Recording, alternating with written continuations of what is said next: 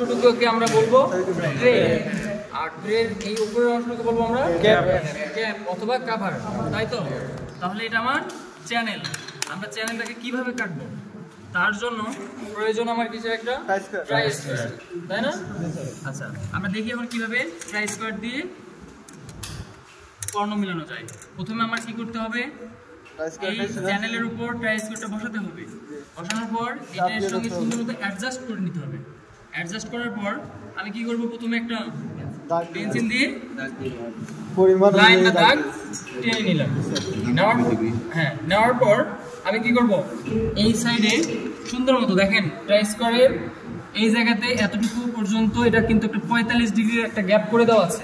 তো আমি কি করব, এটা সুন্দর মতো এখানে বসাবো।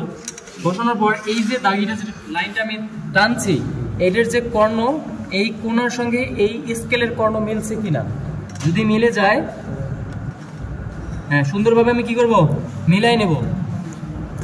এটা আপনার এই পেন্সিলের যতটা সূক্ষ্ম হবে এই কাজটা তত বেশি সূক্ষ্মভাবে মিলে যাবে। আর যদি এটা ভারী বা মোটা হয়ে থাকে তখন কি করতে হবে, আমাকে লাইন থেকে একটু গ্যাপ রাখতে হবে সামান্য। অর্থাৎ আমার এই বল পেনটা বসানোর পর যে অংশটুকু, অর্থাৎ যদি আমার এটা মোটা হয়ে যায়, চিকন জন্য আমি সূক্ষ্মভাবে এসে মিলাইতে পারতেছি, যদি আমার এটা মোটা হয়ে যায় তখন আমাকে কি করতে হবে, একটু গ্যাপ রাখতে হবে।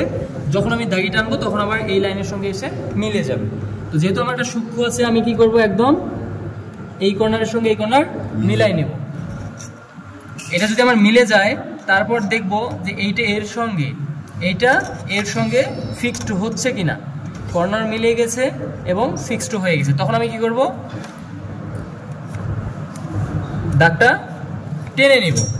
হয়ে গেছে, এটা এদিক দিয়ে করলাম, এদিক টানতে হবে না। সেম এই স্কেলটাকে আমি কি করব, উল্টা দিকে ঘুরিয়ে নিব। নেওয়ার পর এইটা যেভাবে আমি টানছি, যেভাবে দাগ দিচ্ছি, সেম একই প্রসেসে এটাও করে নেব।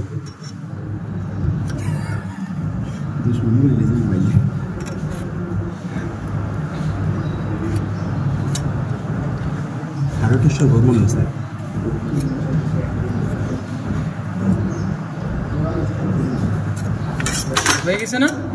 তাহলে এখন আমাকে কি করতে হবে, এই অংশটুকু কেটে ফেলে দিতে হবে, অর্থাৎ এইদিকে এবং এইদিকে কাটতে হবে।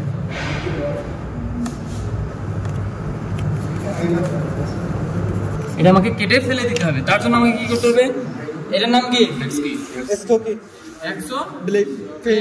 Blade and hacksaw frame. এটা কি হ্যাক্স ব্লেড, এই অংশটুকুর নাম হচ্ছে হ্যাক্স ব্লেড, আর এটা হচ্ছে ফ্রেম। বুঝতে পারছেন?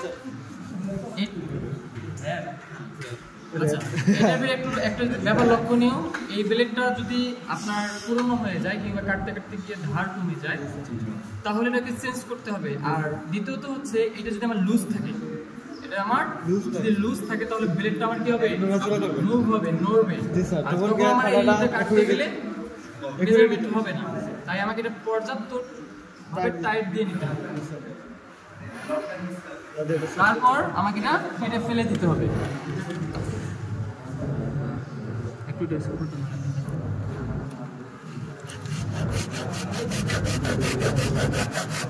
এই যে আমি কাটতেছি, এটাকে আমাকে মেজারমেন্ট ভাবে, মানে সোজা ভাবে রাখতে হবে। যদি একটু কার্ভ হয়ে যায়, উপরটা মিললেও ভিতরটা মিলবে না, তাহলে আমাকে যখন আমি কাটবো তখন আমি এটা কি করবো, সোজা ভাবে রেখে দিব।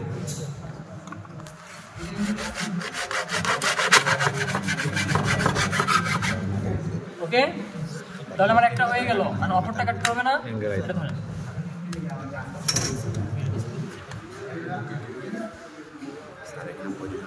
এটা কয়েকবার আমরা যখন কাটাকাটি করবো তখন আমি এমনিতেই আমার আইএসএ চলে আসবে।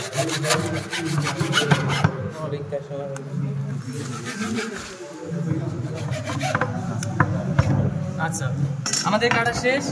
আমাদের কাছে যদি ফ্ল্যাট থাকে তাহলে আমরা কি করব, বসে নিব। আমরা কি করব, বসে নিব। আর যদি ফ্ল্যাট না থাকে